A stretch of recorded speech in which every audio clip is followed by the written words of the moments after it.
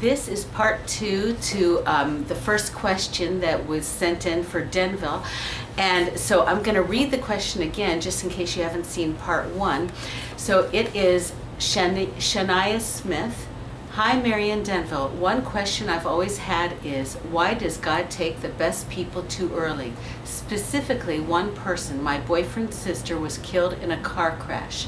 I never knew her personally because she died before we were able to meet, but I know she was this happy, kind, loving person who created art and volunteered with special needs kids. Everybody loved her. I know God always does the right thing, and I do not doubt his choices, but why does he take people so close to our hearts? The only way I can explain this to myself is a story a former teacher told me. She had said a relative that was just very pure and innocent and a good person lived a very bad childhood with a mean family. Well, one day, I believe, if I remember correctly, she was run over by her own brother on accident, but still killed. My teacher told me she thinks this poor girl was killed so soon because God wanted her back in heaven as an angel and did not want her to live such a horrible life on earth. Do you think this could be true, that God takes certain people back to be with him in heaven to not have to be with all of the sin on earth? So, so we ended in just looking at, you know, that life is not as simple as we would like for it to be, and so in finding reasons and answers, it can't be this simple, single-dimensional thing. For a 3-year-old, a small answer of, like I gave the example of the man walking down the street, that's enough to pacify. But eventually you start to recognize that there are more dimensions to this object, you know, and I feel like that's kind of where we're getting to, especially in our generation where we are. We're getting to a place where we're recognizing, hey, there's more dimensions to life than what we've previously thought, and there are a lot of questions. And so so I ended looking at the fact, number one is that sin and death and brokenness and hurt, like, and pain, those things don't belong. And so any answer that justifies their existence in your life is wrong. Just plain and simple. Any answer that says this is here because of this, to teach you a lesson, to make you stronger, to make you better, those things might be an outlet, like it may be a result of it. So you experience death and you embrace your family more, you know. So someone in your family dies, and now you recognize that family is so important, and so you start to get closer to your family. The person didn't die in order for that to happen. You know, that's a result of it, but that's not the cause of it, you know. And so if we try to say this person died so that we can be closer, we have now justified death and given it a place that is not true, and that's not real. And also that would be horrifying. And it's horrifying, you know. So we have to kind of see the result of something and understand that just because something has a result doesn't mean that it is the cause of it. The Bible tells us that God works all things together for the good of those who love him, and so we see God do things in such a way that he takes the most horrific things and he makes them beautiful, but that's still not his perfect plan. Can I ask a question? So what you are saying, just to simplify, is that God never creates bad or evil. No, ever. It's not a part of the plan, you know. So but he can fix it. He can turn it around. He turns it around. So I always use the example of second marriages and divorce. And so I know many people who have their second and third marriages, and it is so much more beautiful and so much more healthy and so much more wonderful than their previous marriage. And I'm so glad that the first marriage ended because it was abusive and it was wrong and it needed to go. But the second marriage was so beautiful and it's the perfect thing. And you would almost think that this marriage, like that God instituted the divorce and that God caused the divorce so that way you can see the beautiful marriage in the second term. But that would be anticlimactic to the Bible, because the Bible says that divorce is not from God. And so God does such a beautiful job with redemption. God does such a beautiful job with redemption that you would think it's his plan. Like, he does such a good job in making the wrong things right, that you would think that they are right to begin with. Because God is such he is so good at taking calamity and making it the most marvelous thing on earth. Like, that's what he does. That is what he's good at. But just because he does that and you see redemption, it doesn't mean that that's his perfect plan. That's not his perfect will. There's something so much better. So we can see God's goodness in the redemptive value, and still understand that he didn't cause the bad thing to happen. He fixed the bad thing that happened, and he made it so good. You know. So in the case of death, we see that sin doesn't belong, death doesn't belong. And there's no justification for it that we can say death happens so that this thing can come about. Because that is to give it a place that it doesn't belong. That doesn't belong in our lives. So one of the other areas I was talking about, like Adam and Eve and how death got introduced into the picture. And so the fact that people die, in my opinion, I see that as God's love. The fact that people die. Let me tell you why. What do you mean? Let me tell you why. Okay. So imagine if you got to, let's say everyone gets to live forever. Yeah. Everyone. Those who are millionaires, who have the greatest life, they get to party when they want to, they have no responsibilities, and they have the best life ever. But also, those starving children, they get to live forever also. Those family who struggled paycheck to paycheck and who are on welfare, they also have to live forever. And let's say you've been around for 80 years and your circumstances never change. You're born in poverty, and by 80, you're still in poverty. Now imagine having 1,000 years of living in poverty. You know, when the fact that when death is instituted, death is God's response to now evil is coming to the picture. And so instead of having you live in evil for the rest of your life, for all of eternity, instead of having you live and continue to eat from the tree of life where you live forever, you can no longer be in the garden. And so we see God's grace in removing man from the garden and saying, you can't live forever in this state.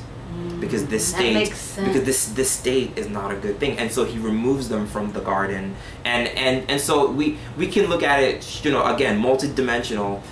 It's a punishment for disobeying God, but it also fixes the problem of having to live forever with brokenness and with death and with sin and with dying. But and wait, you just said, all right, this is where I think it's where her question is. Yes. A child. Yes. A child. Why would the punishment go to the child? Yeah. And so I'm talking about something on a larger theological area. When I say punishment, I'm talking about the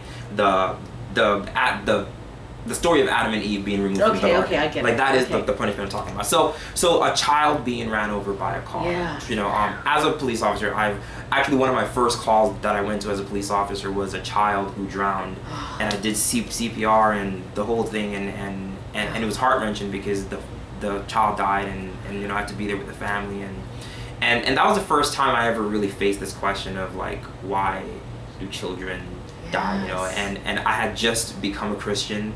And so it was really a difficult time for me, and I find that when we start to consider death, you know, again, God doesn't kill people. No. You know, God isn't. So for someone to say like, why did God take them? You know, it's a result of the climate that we live in.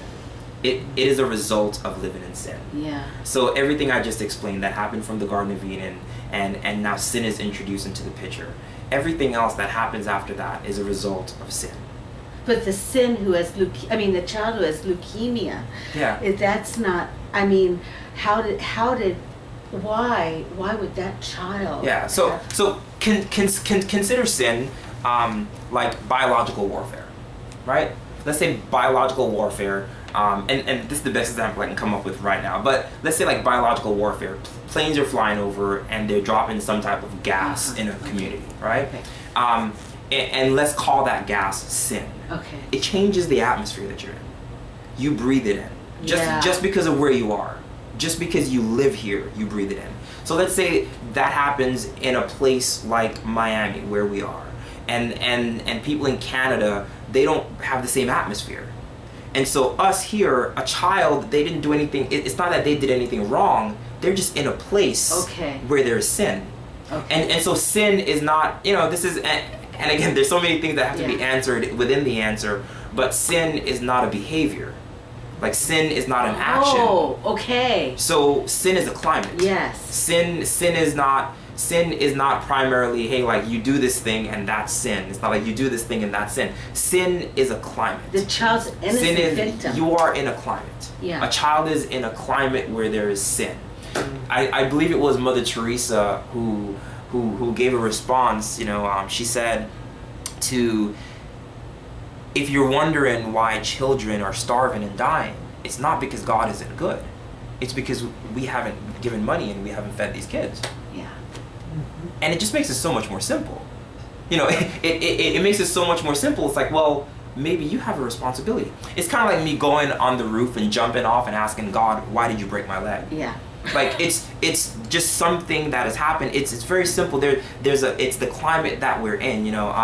It's like looking at a gun and watching someone shoot someone else with the gun and calling the gun evil and calling the gun the killer. Yeah, It's someone has to be there to do it. And so the sin is the climate that we're in. It's the climate that we're in that causes us to have the mindsets that we do, the greed and the envy, and it's also the climate that we're in that causes cancer, that causes leukemia. Like, that, it's the climate. It is an atmosphere that we're in, and that atmosphere was created at the breaks of humanity, like I explained in the garden, when sin was introduced into the picture.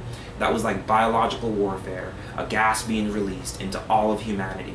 And as that gas is released into all of humanity, we don't have to say, what did this child do in order to have leukemia?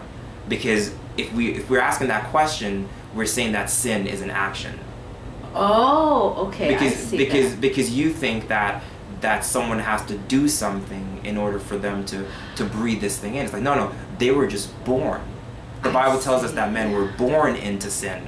Not that men were born sinning. No. Men were born into sin. Yes. And so you were born into a place where there is atmosphere. You were born into the climate, and by way of being born into the climate, you breathe it, you live it. It's around you. It's also the domino effect. And exactly. And so one thing affects another, and one thing affects another. And so my sin affects you, that causes your sin. And so for those of us who many people growing up, their parents are broken, and their parents aren't wired in a certain way to care for them in the way that they need to be cared for, and so the children get hurt. And then when the children get hurt by their parents, the children learn a certain type of behavior, and then they hurt other people.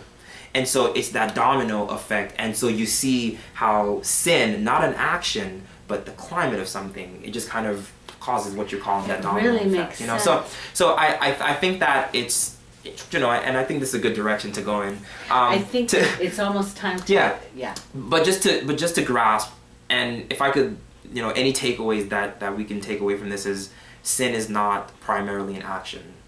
The action is a result of the climate. Yes.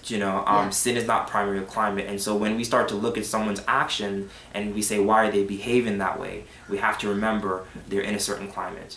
They're in the climate called Earth. They're in the climate of humanity. So we see even the physical Earth is responding, to sin. And so it's not that people sinned why earthquakes are caused. There's sin in the earth. It permeates the very earth, the Bible tells us. And so even the earth needs to be redeemed. And so it's not sin, it's not brokenness, it's just the climate that we're in. That's why people die. That's why terrible things happen. It really makes sense. It's Thank you so much, Denville. And I wanted to say, Denville has told me that he'll be available to, and if you don't send questions, then I asked him if he would just talk from his heart on different subjects. But whether or not you send questions, but if you have a question that you want answered, just write to me and I'll get it to Denville. And thank you so much. Oh, and we're going to put Denville, he also does a podcast. Is that what it's called? Yeah, it's just my Sunday sermons. And we're going to put the link at the, do you know how to do that, Jose? Put the link? Okay. And so we'll put that on in case you want to see more. Okay, thank you. Bye. Thank you.